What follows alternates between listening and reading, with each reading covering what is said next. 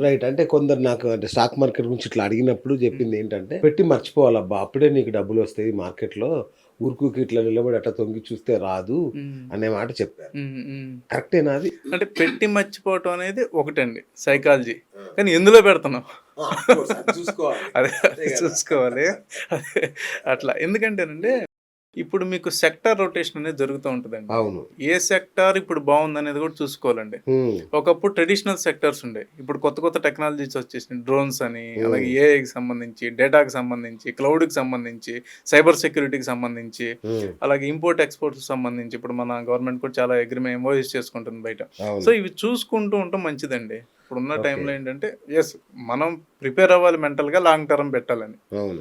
కానీ ఏ స్టాకులు గూడా మనం పెడతాం అనేది ఇంపార్టెంట్. ఇప్పుడు కొన్ని అవును. సందర్భాల్లో మీరు సిక్లికల్ సెక్టార్స్ పెట్టి మర్చిపోయారనుకోండి, 10 ఏళ్ల తర్వాత కూడా రిటర్న్ అదే ఉంటది. ఓకే. స్టీల్ కంపెనీస్ పెట్టారు. కరెక్ట్. స్టీల్ కంపెనీస్ 8, 9 సంవత్సరాలు పెర్ఫార్మెన్స్ ఉన్నా, మీరు పెట్టిపోయి 8 ఏళ్ల తర్వాత మర్చిపోయి మళ్ళీ చూసుకుంటే అక్కడే మళ్ళీ ఉంటది. అక్కడే ఉంటారు. నేను అచ్చచ్చా! ఎక్కడున్నానంటే ట్రెడ్‌మిల్ మీదే ఉంటాం. ఓహ్! ట్రెడ్‌మిల్ మీద ఓకే. వాకింగ్ చేస్తే ఎక్కడికెళ్తాం? అంతే ఎక్కడికెళ్ళమండి. ఎక్కడికెళ్ళం. అక్కడే అవును. ఉంటాం. ఆ! అలసిపోతాం, చెమటలు పడితే అంతే ఏదో గదా! చేసాం అనుకుంటాం.